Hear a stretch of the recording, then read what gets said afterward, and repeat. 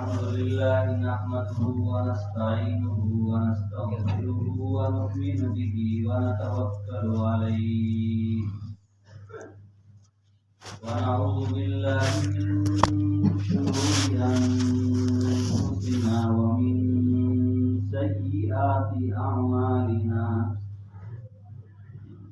من يهده الله فلا مضل له ومن يضلله فلا هادي له ونشهد أن لا إله إلا الله وحده لا شريك له ونشهد أن سيدنا ومولانا محمدا عبده ورسوله صلى الله تعالى عليه وعلى آله وأصحابه وأزواجه وذرياته وبارك وسلم تسليما كثيرا كثيرا أما بعد فأعوذ بالله من الشيطان الرجيم بسم الله الرحمن الرحيم ربنا وابعث فيهم رسولا منهم يتلو عليهم آياتك ويعلمهم الكتاب والحكمة ويزكيهم وقال تعالى وعد الله الذين آمنوا منكم وعملوا الصالحات ليستخلفنهم في الأرض كما استخلف الذين من قبلهم وليمكنن لهم دينهم الذي ارتضى لهم وليبدلنهم من بعد خوفهم أمنا وقال تعالى يا أيها الذين آمنوا إن تنصروا الله ينصركم ويثبت أقدامكم صدق الله مولانا العظيم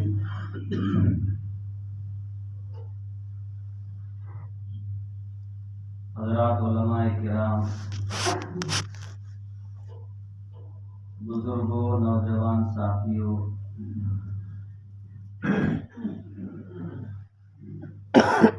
ہمارا اور آپ سب حضرات کا اس مسجد میں جمع ہونا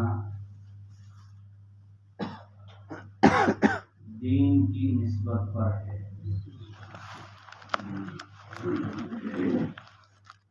مسلمانوں میں ان کی زندگی میں اسلام کے صحیح احکامات کیسے آ جائیں اور مسلمانوں کو دنیا کے اندر سربلندی عزت کیسے حاصل ہو اور آخرت میں اللہ کی رضا، اللہ کا قرب اور جنت کیسے حاصل ہو، ان تمام چیزوں کے حصول کے لیے اور ان تمام چیزوں کے حصول کی فکر کرنے کے لیے ہم سب یہاں جمع ہوئے ہیں۔ اللہ تعالی ہمارے جمع ہونے کو قبول فرمائے اور اس مجلس میں یقیناً اللہ نے بڑی خیرات، بڑی برکات رکھی ہے، تو اللہ تعالی جو برکتیں، جو رحمتیں نازل فرمائے، ہم سب کو، ہمارے پورے علاقے کو اور پوری امت مسلمہ کو اس کا مستحق بنا دے۔ میرے بزرگوں، میں نے آپ حضرات کے سامنے قرآن کریم کی 2-3 آیتیں تلاوت فرمائی۔ انہی آیات کی روشنی میں اور ان سے ملتا جلتا کچھ مضمون، کچھ باتیں آپ حضرات کے سامنے بیان کرنے کی کوشش کروں گا۔ اللہ تعالیٰ صحیح کہنے کی اور سب سے پہلے مجھ کو اور سب کو عمل کرنے کی توفیق عطا فرمائے۔ سب جانتے ہیں کہ تقریباً 1450 سال پہلے اللہ تعالیٰ نے حضرت نبی کریم صلی اللہ علیہ وسلم کو دنیا میں مبعوث فرمایا، بھیجا، تو دنیا کے لوگوں کی کیا حالتیں تھی ہم اور آپ سب روزانہ سنتے ہیں۔ سب سے بڑی جو اس وقت کی برائی اور سب سے بڑا جو گناہ تھا وہ گناہ یہ تھا کہ اللہ تعالیٰ کے گھر کے اندر مورتیاں رکھ کر کے شرک کو انجام دیا جاتا تھا۔ اللہ نے اس شرک کو بھی برداشت کر لیا۔ ایک زمانہ گزرتا رہا اس شرک کے اوپر۔ اللہ کی تقدیر میں جب حضرت نبی کریم صلی اللہ علیہ وسلم کو بھیجنا مقدر ہوا تو اللہ تعالیٰ نے آپ علیہ الصلوۃ والسلام کو دنیا کے اندر مبعوث فرمایا۔ شرک ہے، ظلم ہے، غریبوں کو لوٹنا ہے، کمزوروں کے اوپر ظلم کرنا ہے، خدا کی نافرمانی ہے، اللہ کو بھلا دینا ہے، اللہ کے علاوہ سے ہونے کا ان کے دلوں میں یقین کا پیدا ہو جانا، یہ ساری چیزیں اس زمانے میں اس معاشرے کے اندر اور دنیا کے خطوں کے اندر یہ چیزیں پائی جا رہی تھی۔ اللہ تعالیٰ نے حضرت نبی کریم صلی اللہ علیہ وسلم کو دنیا میں مبعوث فرمایا۔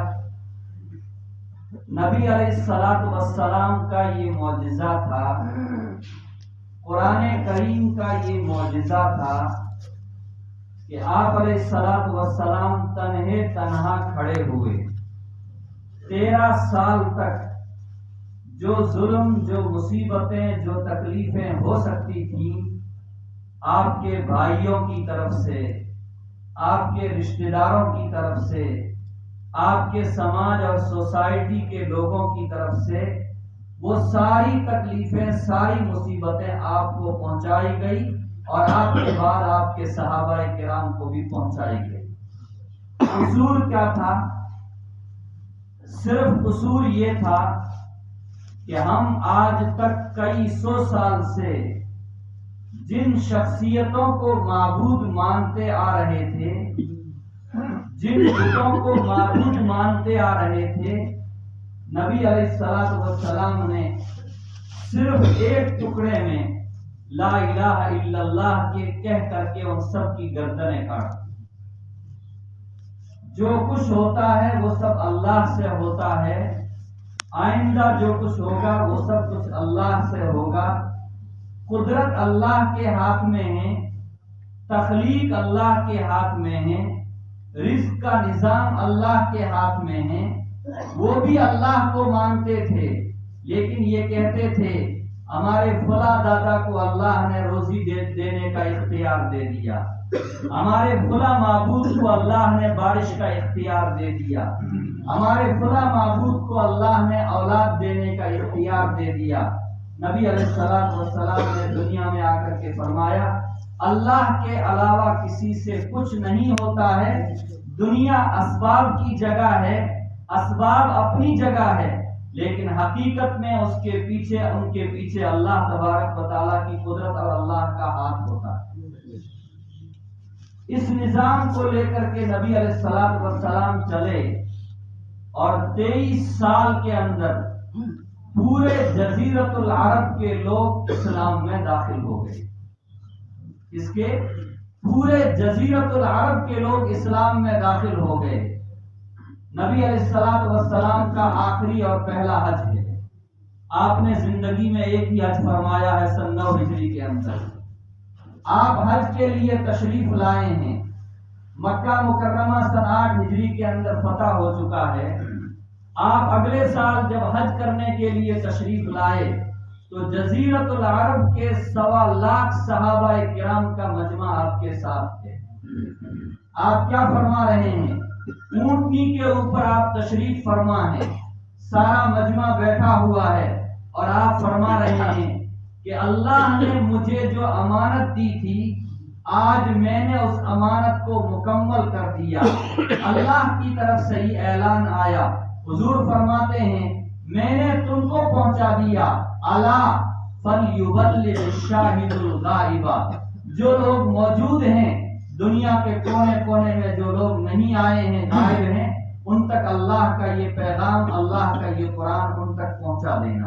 اور اللہ نے اعلان کر دیا الیوم اکملت لکم دینکم واتممت علیکم نعمتی ورضیت لکم الاسلام دینا۔ اکملت لکم دینکم، تمہارے دھرم کی باتیں آج مکمل ہو چکی ہے۔ اور دھرم کیا ہے مسلمانوں کا؟ ان الدین عند اللہ الاسلام، اللہ کے یہاں محبوب اور پسندیدہ دھرم اور دین اللہ کے نزدیک اسلام ہے۔ اور اللہ ہی فرماتے ہیں حجۃ الوداع کے موقع پر مکہ مکرمہ میں عرفات کے میدان میں، اکملت لکم دینکم، میں نے اپنا دین تمہارے اوپر مکمل کر دیا۔ واتممت علیکم نعمتی، یہ میری طرف سے تمہارے اوپر بہت بڑی نعمت ہے، اس نعمت کی میں نے تکمیل کر دی ہے، اس کو اتمام تک پہنچا دیا ہے۔ وَرَضِيتُ لَكُمُ الْإِسْلَامَ دِينًا، اور تمہارے لیے اسلام کو دین کے طور پر اور دھرم کے طور پر میں نے پسند کر لیا ہے۔ نبی علیہ الصلوۃ والسلام دنیا سے رخصت ہو گئے سن 10 ہجری کے اندر، حج کر کے واپس تشریف لے گئے ہیں، اور چند مہینے آپ بیمار رہے، اور بیماری کے بعد آپ دنیا سے رخصت ہو گئے۔ صحابہ نے اس امانت کو اٹھایا اور دنیا کے کونے کونے کے اندر پہنچے، انہی کی قربانیوں سے ہمارے اس پسماندہ علاقے کے اندر یہ دین پہنچا ہے۔ کیا پہنچا ہے؟ یہ دین پہنچا ہے، یہ اللہ کی نعمت ہے۔ ہم اس دین کی قدر کریں گے تو یہ دین ہمارے گھروں میں، ہماری ذاتوں میں بچے گا۔ اگر ہم قدر نہیں کریں گے، اللہ تعالیٰ اس کو اٹھا کر کے کسی اور جگہ بھیج دیں گے، اور اللہ وہاں کے لوگوں کو اس کی خدمت کے لیے منتخب فرما دیں گے، قبول کر لیں گے۔ قرآن میں ایک جگہ اللہ نے فرمایا قُلِ الْحَمْدُ لِلَّهِ وَسَلَامٌ عَلَىٰ عِبَادِهِ الَّذِينَ اصْطَفَىٰ، آپ کہہ دیجئے تمام تعریفیں اللہ کے لیے، اور سلام ہو ان لوگوں پر جن کو اللہ نے اپنے دین کے لیے منتخب کر دیا ہے۔ تو جو لوگ دین کی خدمت کرتے ہیں، اللہ کی طرف سے ان کے اوپر سلامتی اور رحمتیں نازل ہوتی ہیں۔ یہ قرآن کہتا ہے وَسَلَامٌ عَلَىٰ عِبَادِهِ الَّذِينَ اصْطَفَىٰ، اور سلامتی ہو اللہ کے ان بندوں پر جن بندوں کو اللہ نے دین کی خدمت کے لیے، دین کے کاموں کے لیے، دین کی قربانی کے لیے منتخب کر لیا ہے۔ ہم یہ سوچتے ہیں ہمارے پاس فلاں چیز آئے گی تو سلامتی مل جائے گی، فلاں چیز آئے گی تو آرام مل جائے گا، فلاں چیز آئے گی تو راحت مل جائے گی۔ اللہ فرماتے یہ اسباب ہے، اصل سلامتی اور اصل رحمت اللہ کے دین کے اندر ہے۔ اس کے اندر ہے، دین کے اندر ہے۔ اس لیے میرے بزرگوں اور دوستوں، نبی علیہ الصلوۃ والسلام کو اللہ نے دنیا کے اندر بھیجا۔ قرآن کریم کی جو آیت میں نے پڑھی، اللہ نے اس کے اندر 3 مقاصد کو بیان فرمایا۔ یتلو علیہم آیاتک، نبی کو اس لیے بھیجا، ابراہیم علیہ الصلوۃ والسلام پتہ نہیں کتنے ہزاروں سال پہلے دعا کر کے گئے تھے، کتنے ہزاروں سال پہلے دعا کر کے گئے تھے، ربنا وبعث فیہم، اے ہمارے رب اسماعیل کے خاندان کے اندر ایک رسول کو بھیجنا۔ اس کو بھیجنا، ایک رسول کو بھیجنا۔ اوپر جو واقعہ آیا ہے وہ بیت اللہ کی پوری تعمیر کا واقعہ ہے، اور اس کے اندر بڑی تفصیل ہے۔ میں مقاصد نبوت کو، مقاصد رسالت کو آپ کو سمجھانے کی کوشش کر رہا ہوں کہ ابراہیم علیہ السلام نے دعا فرمائی وَبَعَثْ فِيهِمْ رَسُولًا، ان کے اندر آپ ایک رسول بھیجیے۔ وہ رسول کیا کرے گا؟ دنیا کمانے کا طریقہ بتائے گا، اسباب کا طریقہ بتائے گا، عیش و عشرت والی زندگی کا طریقہ بتائے گا۔ ابراہیم علیہ السلام کی دعا میں یہ الفاظ کہیں پر بھی موجود نہیں۔ وہ نبی کیا کرے گا؟ یتلو علیہم آیاتک، تیرے احکام، تیری آیتیں جو تو ان کے اوپر نازل کرے گا، وہ امت کے سامنے ان کی تلاوت کرے گا۔ کیا کرے گا؟ تلاوت کرے گا، اور صرف تلاوت نہیں کرے گا، وَيُعَلِّمُهُمُ الْكِتَابَ وَالْحِکْمَةَ، ان کو کتاب کے احکام بھی سکھلائے گا، حکمت کی باتیں، حدیث کی باتیں بھی سکھلائے گا، وَيُزَکِّیہِم، اور کیا کرے گا؟ حکمت کی باتوں کو قبول کرنے کے لیے، قرآن کے احکام کو قبول کرنے کے لیے، قرآنی احکام کے زندگی میں آنے کے لیے دل کا پاک ہونا ضروری ہے۔ اس کا پاک ہونا، دل کا پاک ہونا، گندگیوں سے، روحانی گندگیوں سے دل کا پاک ہونا ضروری ہے۔ اگر ہمارے قلوب، ہمارے دل پاک نہیں ہیں تو قرآنی احکام، حدیث کے احکام ہمارے دلوں کے اوپر اثر نہیں کریں گے۔ تو یہ نبی کیا کرے گا؟ یزکیہم، ان کا تزکیہ کرے گا، ان کی اصلاح کرے گا، ان کے قلوب کو گندگیوں سے پاک اور صاف کرے گا۔ ایک یہ آیت ہے۔ دوسری آیت میں اللہ تبارک و تعالیٰ نے وعدہ کیا کہ میں دنیا کے اندر کچھ لوگوں کو عزت عطا کروں گا، کچھ لوگوں کو خلافت عطا کروں گا، کچھ لوگوں کو دنیا کے اندر میں اعلیٰ اور معزز بناؤں گا۔ ان کو بناؤں گا؟ وعد اللہ الذین آمنوا، وعد اللہ الذین آمنوا، اللہ نے وعدہ کیا ہے ان لوگوں سے جو ایمان لائے ہیں۔ کیا لائے ہیں؟ ایمان۔ صرف ایمان بھی کافی نہیں، آگے اللہ دوسرا جملہ لائے، وَعَمِلُوا الصَّالِحَاتِ، اور انہوں نے نیک اعمال بھی کیے۔ کیا کیے؟ نیک اعمال بھی کیے۔ ایک چھوٹی سی صورت ہے، ہم روزانہ علماء کرام کے بیانات میں سنتے ہیں، اللہ نے اس کے اندر قسم کھا کر کے فرمایا والعصر، زمانے کی قسم ہے۔ کوئی بھی زمانہ ہو، ابتدائے دنیا سے لے کر کے انتہائے دنیا تک کوئی بھی زمانہ آئے، اللہ فرماتے ہیں ہر زمانے کے سارے لوگ لفی خسر، انتہائی گھاٹے اور خسارے کے اندر ہے۔ اس کے اندر ہے انتہائی گھاٹے اور خسارے کے اندر ہے۔ اے اللہ، پھر آپ ہی بتلا دیجئے کہ کامیاب ہونے والے لوگ کون ہیں؟ اللہ نے فرمایا الا الذین آمنوا وعملوا الصالحات وتواصوا بالحق وتواصوا بالصبر۔ چار صفات کو اللہ تبارک و تعالیٰ نے بیان فرمایا۔ وہ لوگ کامیاب ہیں جو ایمان لائے۔ اب ایمان کیا ہے اس کی بھی تفصیل ہے، اور ہم روزانہ اپنے بیانات کے اندر، علماء کرام کے بیانات کے اندر سنتے رہتے ہیں کہ ایمان دل کی ایک کیفیت کا نام ہے۔ اس کا نام ہے دل کی ایک کیفیت کا۔ اللہ ایک ہیں، رسول اللہ صلی اللہ علیہ وسلم سچے ہیں۔ یہ دو عقیدے رکھ کر کے یہ ماننا، ہمیں اللہ کی بھی اطاعت کرنا ہے، رسول اللہ صلی اللہ علیہ وسلم کی اطاعت کرنا ہے اور ماننا ہے۔ سارے عقائد اس کے اندر آ جائیں گے، سارے اعمال اس کے اندر آ جائیں گے، اس کو ایمان کہا جاتا ہے۔ الا الذین آمنوا، مگر وہ لوگ جو ایمان لائے، وعملوا الصالحات، اور انہوں نے نیک کام کیے۔ کیا کیے؟ پہلی چیز ایمان لائے۔ کیا لائے؟ ایمان لائے۔ مجھے ایک واقعہ یاد آ گیا، چنگیز خان کے زمانے کا ایک واقعہ ہے۔ بڑا ظالم بادشاہ گزرا ہے، لیکن اللہ نے بعد میں ان سے بڑی دین کی خدمت بھی لے لی۔ اللہ کسی کا محتاج نہیں ہے، پتہ نہیں کس کو کہاں سے کھڑا کر دے، اور جس کے اندر اللہ کون سی صلاحیت، قابلیت رکھ دے، اللہ کس کے اندر مقبولیت اور قبولیت رکھ دے، یہ اللہ کے علم میں ہے۔ ہم میں سے کسی کو اس کے بارے میں علم نہیں ہے۔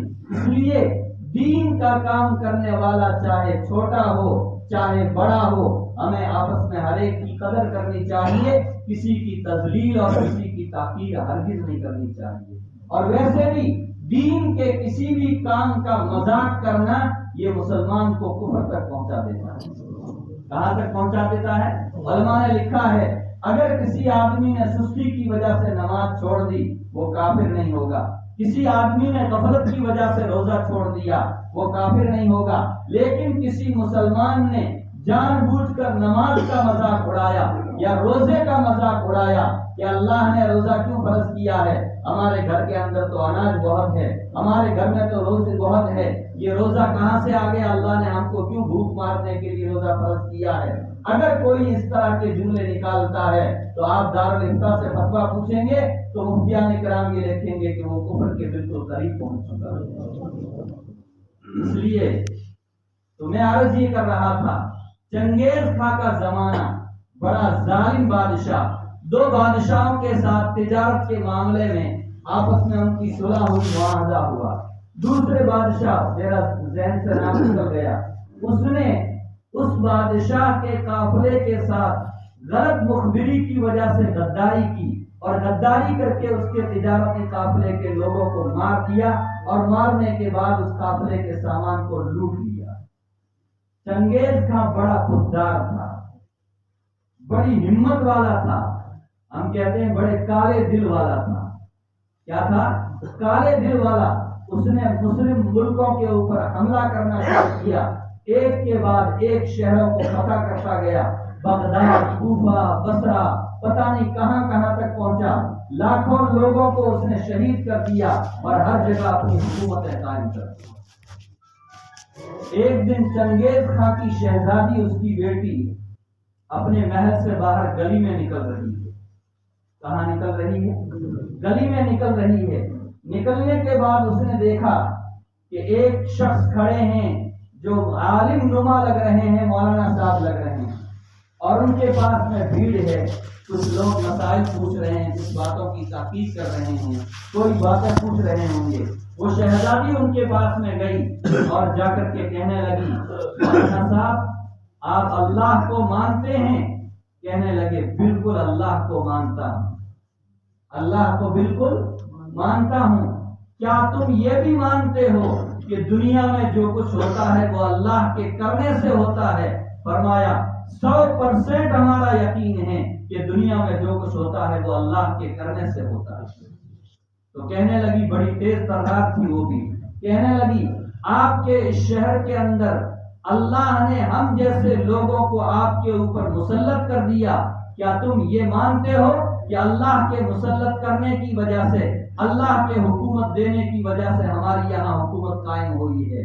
کہنے لگے بالکل مانتے ہیں کہ اللہ کے حکومت دینے کی وجہ سے ہمارے اوپر تم جیسے ظالم لوگوں کی حکومت قائم ہوئی۔ اگلا سوال، کہنے لگی ہم ظلم کر کے اگر اس شہر پر قابض ہوئے ہیں تو اس کا مطلب یہ ہے کہ تمہارا عقیدہ یہ ہے کہ اللہ کسی کے اوپر ظلم بھی کرتا ہے، حالانکہ قرآن میں اللہ نے فرمایا وما انا بظلام للعبید، اللہ بندوں کے اوپر بالکل بھی ظلم نہیں کرتا ہے۔ تو مولانا کا جواب بھی اس سے بھی اچھا آیا، فرمانے لگے اللہ ظالم نہیں ہے، لیکن بات یہ ہے میں تم کو ایک مثال دیتا ہوں۔ کیا دیتا ہوں؟ ایک مثال دیتا ہوں۔ کسی آدمی کے پاس 400 جانوروں کا ریوڑ ہے، 500 جانوروں کا ریوڑ ہے، رات کو وہ لا کر کے اپنے باڑے کے اندر ان کو بٹھا دیتا ہے اور صبح وہاں سے نکال کر کے جنگل کی طرف ان کو لے جاتا ہے۔ تو ہر ریوڑ چرانے والا اپنے ساتھ 4-5 کتے رکھتا ہے۔ کیا رکھتا ہے؟ 4-5 کتے رکھتا ہے۔ کیوں رکھتا ہے؟ کہ میں اکیلا آدمی ہوں، جانوروں کی عادت ہے جدھر گھاس دیکھیں گے ادھر بھاگ جائیں گے، تو کبھی جانور ادھر جاتا ہے کبھی ادھر جاتا ہے۔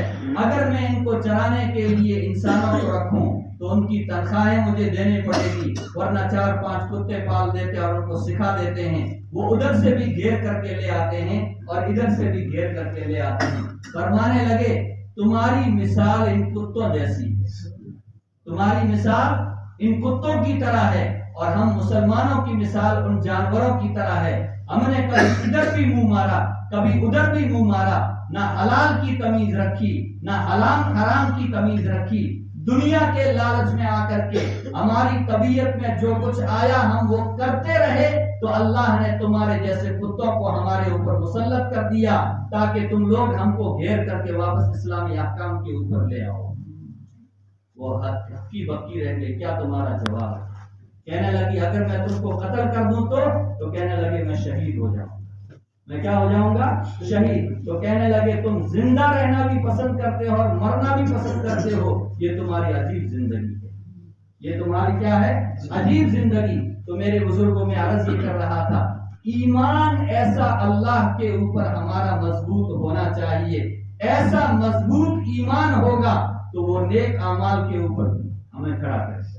تو ایمان کے بعد دوسری چیز وَعَمِلُوا الصَّالِحَاتِ، اور انہوں نے نیک اعمال کیے، اور کیا کیا؟ وَتَوَاصَوْا بِالْحَقِّ، حق بات کی ایک دوسرے کو وصیت کرتے رہے، یعنی اس کے دل میں ہمدردی ہے۔ کیا ہے؟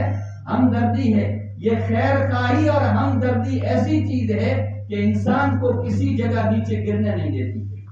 جو انسان جو مسلمان ہمدرد ہوگا لوگوں کے دلوں میں اس کی بڑی عزت ہوگی اور بڑی قدر ہوگی، اور اللہ کے یہاں بھی اس کی بڑی قدر ہوگی۔ ایک حدیث میں نبی علیہ السلام نے تو صاف فرما دیا، الدین النصیحہ، دین پورا کا پورا خیر خواہی کا نام۔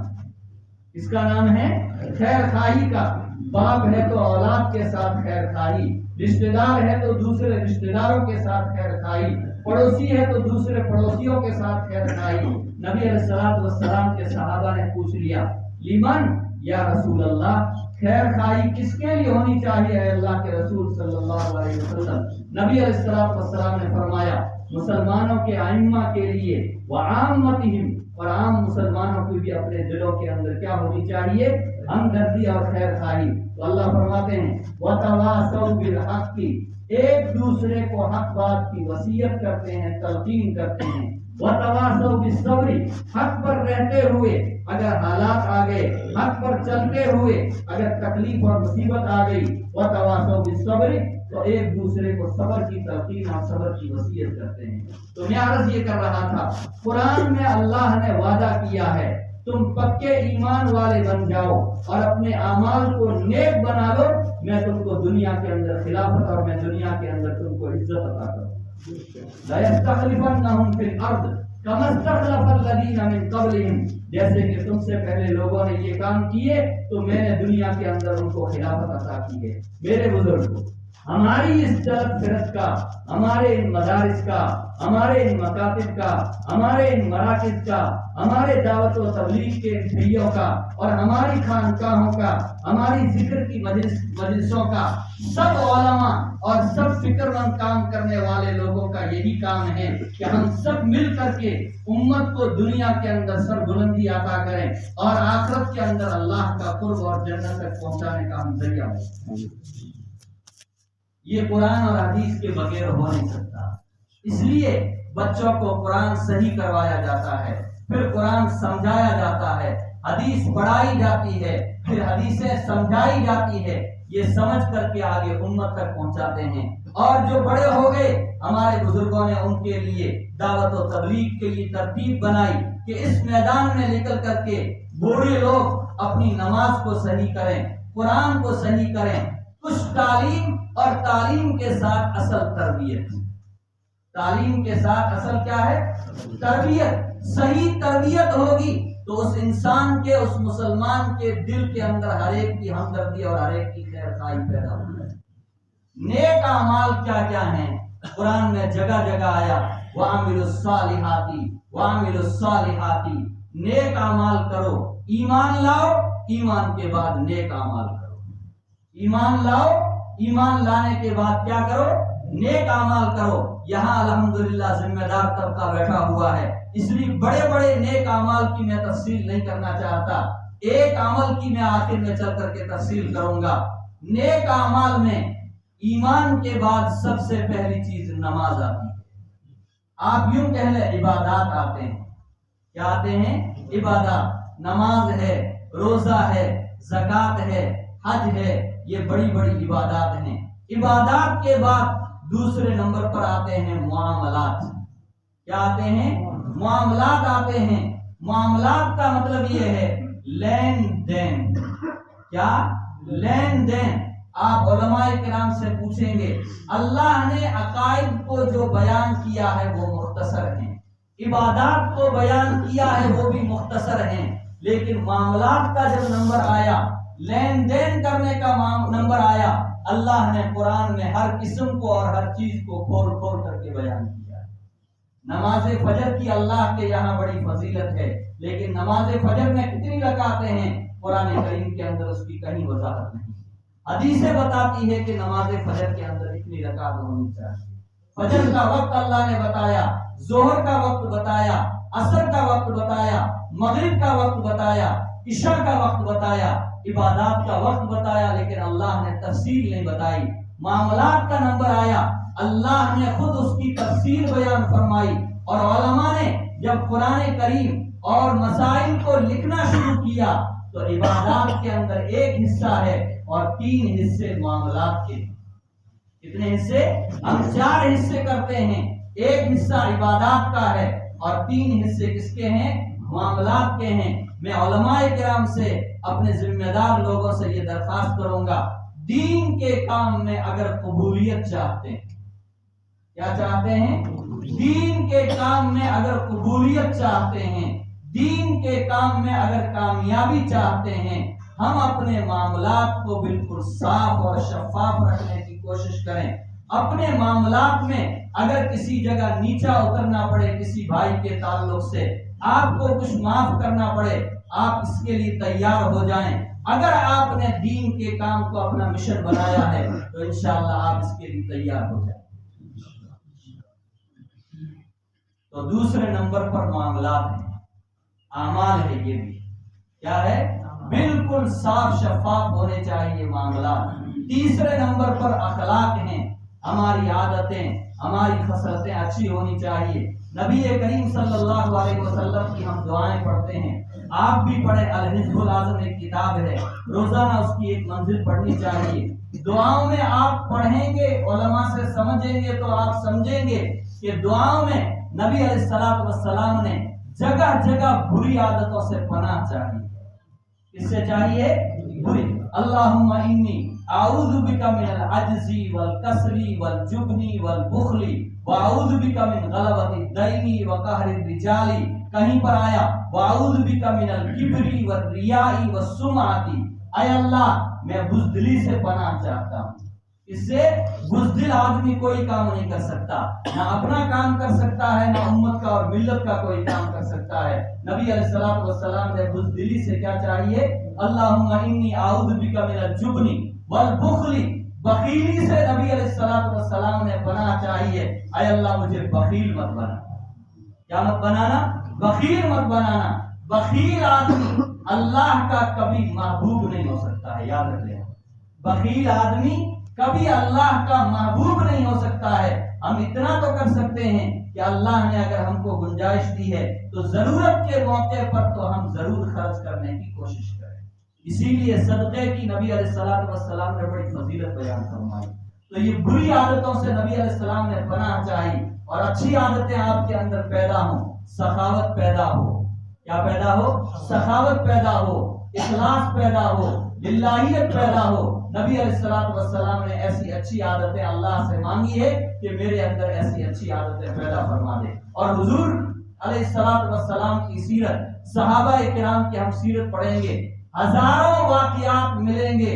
گھر میں فاقہ ہے، باہر سے کوئی مہمان آ گیا تو اس کا پیٹ بھرنے کی کوشش ہے، اس کے لیے کھانے کا انتظام کرنے کی کوشش ہو رہی ہے۔ گھر میں خود بھی فاقے سے ہے، بچے بھی فاقے سے ہے، اور بیویاں اور ماں وغیرہ وہ بھی فاقے سے ہیں۔ یہ گوارا کیا، لیکن مہمان کے ساتھ بد اخلاقی سے پیش آنے کو انہوں نے کبھی گوارا نہیں کیا۔ تو ہمیں اپنے اندر اچھے اخلاق اور اچھی عادت پیدا کرنے کی بھی کوشش کرنی چاہیے۔ اور ایک چیز اعمال صالحہ میں معاشرت آتی ہے کہ ہمارا رہن سہن کیسا ہونا چاہیے۔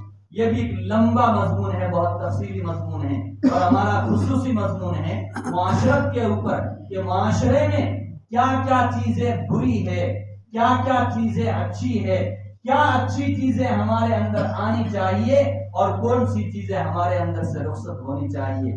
بات لمبی ہو جائے گی میرے بزرگوں اور دوستوں۔ یہ نیک اعمال کی ایک مختصر سی فہرست ہے۔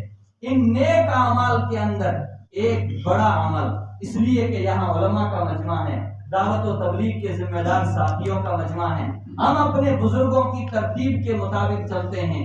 جو ہمارے اکابر، ہمارے بزرگ ہر لائن اور ہر میدان کے اندر ہمیں جو ترتیب بتاتے ہیں اس ترتیب کے مطابق ہم چلنے کی کوشش کرتے ہیں، لیکن ایمان منسوس ہے، اعمال صالحہ منسوس ہے۔ کیا ہے؟ ایمان منسوس ہے۔ بزرگوں نے، آج کی کتابیں پڑھیں گے تو بزرگوں نے لکھا ہے کہ دنیا کے اندر مسلمان ظلم میں پس رہے ہیں، اسلام بدنام ہو رہا ہے، اس کی بنیادی 4 وجہ ہیں۔ کتنی وجہ ہیں؟ 4 وجوہات ہیں اس کی۔ ان میں پہلی وجہ یہ ہے کہ ہمارا ایمان انتہائی کمزور ہو گیا اور اعمال صالحہ کے اعتبار سے بھی ہم بہت کمزور ہو گئے۔ کتنے کمزور ہو گئے؟ سفر میں جا رہے ہیں، نماز کی کوئی پرواہ نہیں۔ کیا نہیں ہے؟ نماز کی کوئی پرواہ نہیں ہے۔ اور اب تو ہم لوگوں کو ایک بہانہ مل گیا، ٹرین میں کیا ہو جائے گا، بس اسٹینڈ کے اوپر کیا ہو جائے گا، خدا کے یہاں جو لکھا ہوا ہے خدا کی قسم ہو کر کے رہے گا۔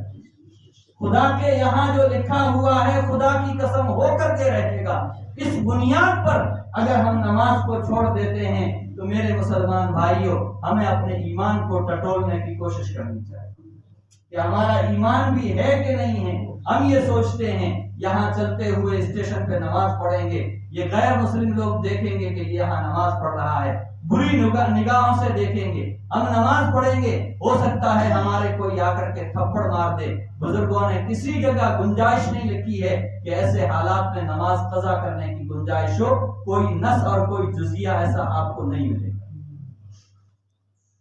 اس لیے بہت ضروری ہے تو ہماری کمزوری اور ہمارے اوپر ظلم جو ہو رہا ہے اور ہم دنیا کے اندر جو پس رہے ہیں، اس کی بنیادی وجہ یہ ہے کہ ایمان کمزور ہے، اعمال صالحہ کی پابندی نہیں ہے۔ تو اگر ہم مضبوط ہونا چاہتے ہیں تو سب سے پہلے ہمیں اپنے ایمان کو مضبوط کرنا پڑے گا، اعمال صالحہ کے اوپر جمنا پڑے گا۔ کیا کرنا پڑے گا؟ اعمال صالحہ کے اوپر جمنا پڑے گا۔ تو میں عرض یہ کر رہا تھا کہ ہم اپنے ایمان کو، اعمال صالحہ کو مضبوط بنائیں۔ دوسری چیز جو لکھی ہے بزرگوں نے، ہمارا آپسی تعلق بہت خراب ہو چکا ہے۔ ہم مسلمانوں کے آپسی تعلقات بہت خراب ہو چکے ہیں۔ جب تک مسلمانوں کے قلوب متحد نہیں ہوں گے، جب تک مسلمانوں کے دل متحد نہیں ہوں گے، تب تک مسلمانوں کے اندر کوئی انقلاب پیدا نہیں ہو سکتا۔ کیا نہیں ہو سکتا؟ پیدا نہیں ہو سکتا۔ ضروری ہے کہ اعمال صالحہ پر امت کو کھڑا کرنے کے لیے ہم خود بھی ایمان کی اور اعمال صالحہ کی لوگوں کو دعوت دیں۔ یاد ہے قرآن کی آیتیں آپ روزانہ سنتے ہیں۔ اللہ نے قرآن کریم میں جگہ جگہ فرمایا وَلْتَكُن مِّنكُمْ أُمَّةٌ يَدْعُونَ إِلَى الْخَيْرِ وَيَأْمُرُونَ بِالْمَعْرُوفِ وَيَنْهَوْنَ عَنِ الْمُنكَرِ۔ اور آگے دوسرا رکوع شروع ہو رہا ہے كُنتُمْ خَيْرَ أُمَّةٍ اخرجت للناس تأمرون بالمعروف وتنهون عن المنکر وتؤمنون باللہ۔ اس آیت میں تو اللہ نے کمال ہی کر دیا، ایمان کو تیسرے نمبر پر لائے اور امر بالمعروف اور نہی عن المنکر کو پہلے نمبر پر اللہ تبارک و تعالی نے ذکر کیا۔ کیا نقطہ ہے؟ علماء نے اس کے بہت سارے نقطے لکھے ہیں، ہمیں اس کی طرف جانے کی ضرورت نہیں ہے۔ ہماری ضرورت یہ ہے کہ ہم امت کے اندر نیک کاموں کا لوگوں کو حکم دیں اور اپنے آپ کو بھی ان کا پابند بنائیں، لوگوں کو برے کاموں سے روکنے کی کوشش کریں اور ہم اپنے آپ کو بھی برے کاموں سے بچانے کی کوشش کریں۔ اس سے برے کاموں سے اپنے آپ کو بچانے کی کیا کریں؟ کوشش کریں۔ دو چیزیں۔ تیسری چیز جو بزرگوں نے لکھی ہے یا ایھا الذین آمنوا ان تنصروا اللہ ینصرکم ویثبت اقدامکم۔ اے ایمان والو، تم اللہ کی مدد کرو گے، اللہ تمہاری مدد فرمائیں گے اور اللہ تمہارے قدموں کو جمع دیں گے۔ کیا کر دیں گے؟ جمع۔ تیسری چیز یہ ہے دین کا کام جس شکل میں جس جگہ بھی ہو رہا ہے، اچھی طرح سن لیں، دین کا کام جس جگہ بھی جس شکل کے اندر بھی ہو رہا ہے، اللہ کے یہاں لوگوں کے یہاں مقبول ہے، اس کام کی ہمیں مدد کرنے کی اور تعاون کرنے کی کوشش کرنی چاہیے، مخالفت نہیں۔ فقہاء، علماء نصوص کے بارے میں ان کی رائے الگ ہے، ہم اس کو اختلاف کہتے ہیں لیکن اس کو مخالفت نہیں کہتے ہیں۔ اختلاف کی گنجائش ہے، مخالفت کی کوئی گنجائش نہیں۔ اس کی گنجائش نہیں۔ تو تیسرا کام یہ ہے یا ایھا الذین آمنوا ان تنصروا اللہ، اے ایمان والو تم اللہ کے دین کے کاموں کی مدد کرو گے، ینصرکم اللہ تمہاری مدد فرمائیں گے، ویثبت اقدامکم اور اللہ تمہارے قدموں کو جمع دیں گے۔ تو اگر ہم یہ چاہتے ہیں اسلام کو ترقی ملے، مسلمانوں کو ترقی ملے، آخرت کے اندر ہم ترقی کے منازل طے کریں، تو تیسری چیز ہمیں یہ طے کرنی پڑے گی کہ دینی کاموں کی ہم سے جتنا ہو سکے گا ہم ان کے تعاون کی کوشش کریں۔ چوتھی چیز اگرچہ جہاد کے تعلق سے ہے لیکن دوسرے دین کے کاموں میں ہم اپنی جتنی قربانی دے سکتے ہیں اور اس کے لیے جو اسباب اختیار کر سکتے ہیں ان اسباب کو اختیار کرنے کی ہمیں کوشش کرنی چاہیے۔ کیا کرنی چاہیے؟ کوشش کرنی چاہیے۔ تو میرے بزرگوں اور دوستوں، وقت زیادہ ہو رہا ہے، یہ 4 باتیں آپ حضرات کے سامنے عرض کی ہے۔ ہم دین کے کاموں کے اندر رہتے ہوئے ان چیزوں کو سامنے رکھیں، نیت یہ ہو اللہ کے دین کی سربلندی ہو، اس کی اللہ کے دین کی سربلندی ہو، مسلمانوں کو دنیا کے اندر بھی ترقی ملے اور مسلمانوں کو آخرت کے اندر بھی نجات ملے۔ اس کے لیے ہم ہمدردی کے طور پر، خیر خواہی کے طور پر کیا کیا کام کر سکتے ہیں، ان کاموں کو کرنا چاہیے۔ کیا کام کر سکتے ہیں، کیا کام کرنے چاہیے، قرآن اور حدیث میں وہ سارے کام بھرے پڑے۔ حضرت نبی کریم صلی اللہ علیہ وسلم نے جو کام کیے، آپ کے صحابہ کرام نے جو کام کیے، اور وہاں سے جو سلسلہ مسلسل چلا آ رہا ہے، اس دور کے اندر اللہ کے مقبول بندے، اللہ کے مقبول علماء صلحاء جو کام کر رہے ہیں، ان کے ساتھ لگ کر کے ہمیں دین کے کاموں کو ترقی دینے کی کوشش کرنی ہے۔ اگر ہم یہ کوشش کریں گے تو انشاءاللہ اس کے اندر ہماری بھی ترقی ہوگی۔ کیا ہوگی؟ ہماری بھی ترقی ہوگی۔ 2 باتیں کہہ کر کے میں اپنی بات ختم کر دیتا ہوں۔ یہ مہینہ شعبان کا چل رہا ہے۔ کس کا چل رہا ہے؟ شعبان کا چل رہا ہے۔ شعبان کے مہینے سے پہلے ایک مہینہ آتا ہے رجب۔ کیا آتا ہے؟ رجب آتا ہے۔ رمضان سے 2 مہینے پہلے کا جو چاند نظر آتا تھا، کتنے مہینے؟ 2 مہینے پہلے کا، تو نبی علیہ الصلوۃ والسلام ایک دعا بار بار پڑھتے تھے، اور آپ نے اپنے صحابہ کو بھی وہ دعا سکھلائی، اللہم بارک لنا فی رجب و شعبان وبلغنا رمضان۔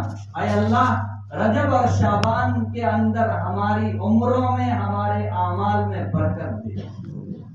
علماء نے دونوں چیزیں لکھی، ہماری عمروں میں، ہمارے اعمال میں برکت دے کہ ہم رمضان تک پہنچ جائیں۔ کہاں تک پہنچ جائیں؟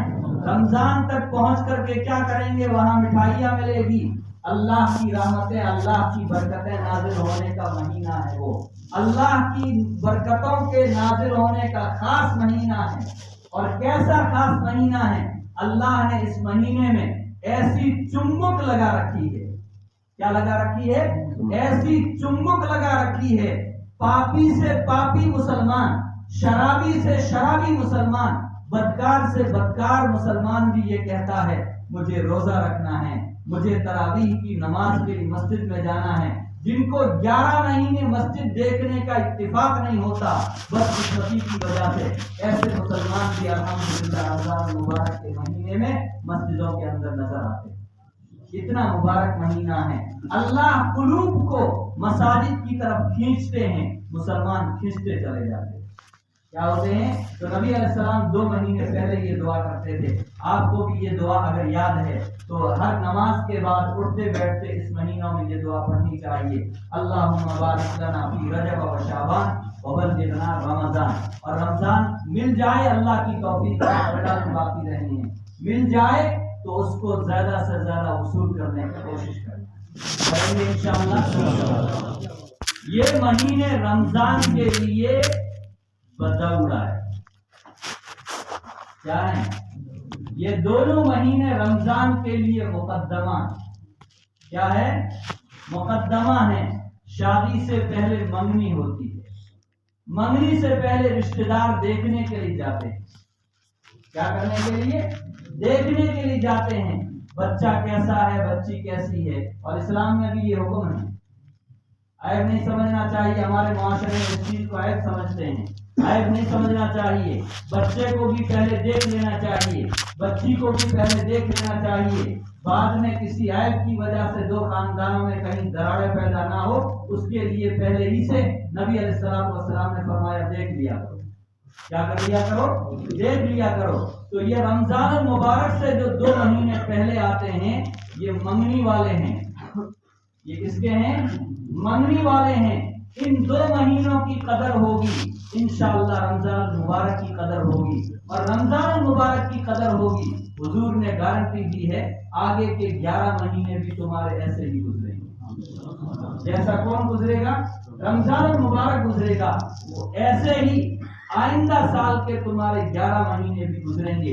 اس لیے نفس کو دبا کر کے، تقاضوں کو دبا کر کے، قربانی دے کر کے وقت پر روزے رکھنا، وقت پر نماز پڑھنا، قرآن کی تلاوت کرنا، ماں باپ کی خدمت کرنا، ہر ایک کے ساتھ حسن سلوک کرنے کی کوشش کرنا، ہر ایک کی ہمدردی اور خیر خواہی اپنے دل کے اندر پیدا کر کے ان کے ساتھ اسی طرح کا سلوک کرنا، صدقہ نکالنا، خیرات نکالنا، رمضان المبارک کے اندر یہ کام ہم کو زیادہ سے زیادہ کرنے کی کوشش کرنی چاہیے۔ رمضان المبارک سے پہلے جو یہ مہینہ ہے شعبان المعظم، کیا نام اس کا؟ شعبان المعظم۔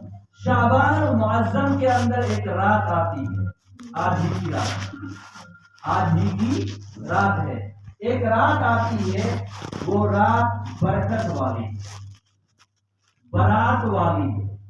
کس سے برات؟ برات کے معنی معافی۔ کس سے معافی؟ اللہ سے آج کی رات میں جو گناہوں سے معافی مانگے گا اللہ اس کی مغفرت فرما دیں گے۔ کیا فرما دیں گے؟ مغفرت فرما دیں گے۔ نبی علیہ السلام والسلام سے اس رات میں اور اگلے دن میں 2-3 کام منقول ہے۔ کتنے کام؟ زیادہ نہیں، صرف 2-3 کام منقول ہے۔ ایک کام تو یہ کہ اس رات میں نبی علیہ السلام والسلام اہتمام کے ساتھ عبادت کرتے تھے۔ کیا کرتے تھے؟ اور ایک بات سن لینا، راتوں کی عبادت اللہ کو بڑی محبوب ہے، اور راتوں میں بھی نفلی عبادت وہ جو گھر میں کی جائے۔ کہاں کی جائے؟ نبی علیہ السلام نفل نماز عام طور سے گھروں میں پڑھتے تھے۔ ہم نے اپنے گھروں کا ماحول ایسا بنا دیا کہ گھر میں رہتے ہوئے ہم کوئی نماز، کوئی تلاوت، کوئی کام کر ہی نہیں سکتے۔ کیوں؟ اکیلا باپ بیٹھ کر کے پڑھتا ہے، ادھر بچے شور کر رہے ہیں، ادھر بچیاں شور کر رہی ہے، ادھر بہوؤں کے باتوں کی آواز آ رہی ہے، اور تلاوت کے لیے بیٹھیں گے تو بیوی پاس میں آ کر کے بیٹھ گئی، اب اس کے لیے کوئی کام نہیں، تو ہم اکتا کر کے کہاں آ جاتے ہیں؟ مسجد میں آ جاتے ہیں۔ کہاں آ جاتے ہیں؟ نبی علیہ السلام نے فرمایا اپنے گھروں کو قبرستان مت بناؤ، لا تجعلوا بیوتکم قبورا، اپنے گھروں کو کیا مت بناؤ؟ قبرستان۔ مسجد فرض نمازوں کو، واجب نمازوں کو ادا کرنے کے لیے ہے، لیکن ماحول نہیں ہے تو اب ہم ساری نمازیں یہیں پڑھتے ہیں۔ کوشش کرنی چاہیے کہ گھر کے اندر بھی قرآن کی تلاوت ہو، گھر کے اندر بھی نفل نمازیں پڑھی جائیں، گھر کے اندر بھی سنت نمازیں پڑھی جائیں، اس کی وجہ سے اللہ کی طرف سے گھر کے اندر خیرات برکات نازل ہو۔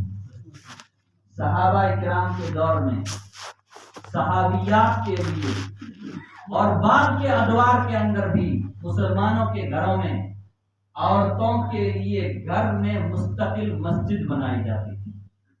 مسجد شرعی نہیں ہوتی تھی۔ کیا نہیں ہوتی تھی؟ مسجد شرعی نہیں، لیکن ایک کمرہ ہوتا تھا جس میں مستورات جا کر کے عبادت کرتی تھی، اپنی تعلیم کرتی تھی، مذاکرہ کرتی تھی۔ تو ہمارے گھروں کے اندر بھی اس طرح کا نظام ہونا چاہیے کہ ماں بہنیں نماز کا وقت ہو فوراً اس کمرے کے اندر پہنچ کر کے اپنی اپنی نمازیں ادا کر لیں۔ کچن الگ ہے، بیڈ روم الگ ہے، رہنے کا کمرہ الگ ہے، مہمان خانہ الگ ہے، یہ ساری چیزیں آج کل ہم گھروں میں بناتے ہیں۔ کچن الگ، اسٹور روم الگ، بہوؤں کے رہنے کے لیے الگ، اپنے رہنے کے لیے کمرہ الگ، مہمانوں کے لیے الگ۔ اللہ کی عبادت کے لیے گھر کے اندر کوئی کمرہ، کوئی جھوپڑا نہیں ہونا چاہیے، ہونا چاہیے۔ اور ماں بہنوں کی یہ ترتیب اور ان کی عادت بنانی چاہیے کہ وہ 24 گھنٹے میں فرض نمازوں کے ساتھ 1 گھنٹہ 2 گھنٹہ اس کے اندر بیٹھ کر کے قرآن کی تلاوت کریں، تسبیحات پوری کریں، نفل نمازیں پڑھیں۔ آپ دیکھیے گھروں کا کیسا نیک ماحول بنتا ہے۔ شب برات میں عبادت کرنی، ایک حدیث سے یہ ثابت ہے کہ نبی علیہ السلام نے اگلے دن کا یعنی کل کا روزہ رکھا، سنت نہیں، رکھیں گے تو ثواب ملے گا، کیا نہیں رکھیں گے تو گناہ نہیں ہوگا، رکھ دینا چاہیں گے۔ زندگی میں نبی علیہ السلام مدینہ منورہ کی 10 سالہ زندگی ہے، 10 سالہ زندگی میں نبی علیہ السلام شب برات میں 1 مرتبہ رات کو اٹھ کر کے قبرستان تشریف لے گئے۔ کتنی مرتبہ؟ پوری بولو، پوری زندگی میں۔ تو ہمیں بھی زندگی میں 1 مرتبہ قبرستان کی طرف حضور کے اس عمل کے اوپر عمل کرنے کی نیت سے چلے جانا چاہیے۔ شہریوں کی طرح آج ہی قطاریں مت لگا دینا، ورنہ رسم بن جائے گی۔ شہروں میں آپ جائیں گے اور دوسری بہت ساری جگہ جہاں بدعت خرافات زیادہ ہوتی ہے، آج دیکھیں گے آپ ان کی مسجدیں چمک رہی ہے لائٹوں سے. اس سے چمک رہی ہے. ہم نے دین کو بدعات خرافات اور رسومات میں جکڑ دیا تو دین کی اصلیت اور دین کی حقیقت اللہ نے چھپا دی. کیا کر دی؟ چھپا دی. حضور کا فرمان ہے جو بدعت کے اوپر عمل کرے گا اللہ اس کے گھر سے سنت کو ضرور نکال دے گا. کیا کر دیں گے؟ سنت کو نکال. اور اس کے الٹی بھی حدیث، جو سنت مٹ رہی تھی، ختم ہو رہی تھی، اگر کسی نے اس کو زندہ کر دیا، ایک حدیث میں حضور نے فرمایا اس کو 100 شہیدوں کے برابر ثواب ملے گا. کیوں؟ ایک سنت کو زندہ کرنے کے لیے اس کی گردن تو نہیں کٹتی ہے، لیکن کئی سالوں تک اس کے دل کے اوپر لوگوں کے تانوں کے آرے چلتے ہیں. کیا چلتے ہیں؟ آرے چلتے ہیں. سماج کے لوگ کہتے ہیں تو نے اس سنت کو زندہ کر کے ہمارے باپ دادا کی رسم کو ختم کر دیا. جہاں بھی جاتا ہے اس کو تانے سننے پڑتے ہیں. تو دل کے اوپر جو تانا آتا ہے اس سے آدمی کو بڑی تکلیف ہوتی ہے. حضور نے کیا فرمایا؟ جو ایک سنت کو زندہ کرے اللہ تعالیٰ اس کو 100 شہیدوں کے برابر کیا ثواب عطا فرمائیں گے. تو میرے بزرگوں اور دوستوں، ہم آج کی رات عبادت کریں، ہم کوشش کریں. بہت سارے ساتھیوں نے کوشش کی ہوگی کہ رجب کے مہینے میں، شعبان کے مہینے میں، دوسرے مہینوں کے مقابلے میں قرآن کی تلاوت اور عبادات کی مقدار بڑھا دی. کون کون ساتھی ہے تھوڑا بتا سکتے ہیں؟ کریں گے سب انشاءاللہ. 1.5 مہینہ تک اگر نہیں کیا تو اب 15 دن تک ہم اس دعا اور اس حدیث کے اوپر عمل کریں اور رمضان المبارک سے پہلے ہم تیاری کی پوری کوشش کر لیں. نبی علیہ السلام شعبان کے اس مہینے میں روزے رکھتے تھے. کیا رکھتے تھے؟ روزے. ہمیں بھی توفیق ملے تو ہمیں روزہ رکھنا چاہیے، لیکن نبی علیہ السلام رمضان المبارک کے چاند سے 2 دن پہلے روزے نہیں رکھتے، چھوڑ دیتے تھے. اور حضور نے مکروہ فرمایا ان دنوں میں روزہ رکھنے کو. کیوں؟ حضور فرمایا لگاتار روزے رکھو گے تو رمضان میں روزہ رکھنے کے لیے طبیعت میں چستی اور نشاط باقی ہو گئے. رمضان آئے تو اس کا استقبال کرو جیسے مہمان کا استقبال کرو. رمضان آئے تو ایسا استقبال کرو جیسے سالوں کے بعد کوئی بیٹا گھر لوٹا ہو تو گھر والے اس کا کیسا استقبال کرتے ہیں. ہمیں رمضان المبارک کا اسی طرح استقبال کرنا چاہیے. اللہ تعالیٰ کہنے اور سننے سے زیادہ ہم سب کو سمجھنے کی توفیق عطا فرمائے. اللہ ہم سب کو عمل کرنے کی توفیق عطا فرمائے. اللہ ہم سب کو یہاں جمع ہونے کو قبول فرمائے. جن ساتھیوں نے جو دعوت چلائی ہے، جو محنتیں کی ہے، جو قربانیاں دی ہیں، اللہ تعالیٰ سب کو ان کی قربانیوں کا دارین کے اندر بہترین بدلہ نصیب فرمائے. وآخر دعوانا ان الحمدللہ رب العالمین. Thanks for watching. Don't forget to like, comment, share and subscribe to Al Wahid channel.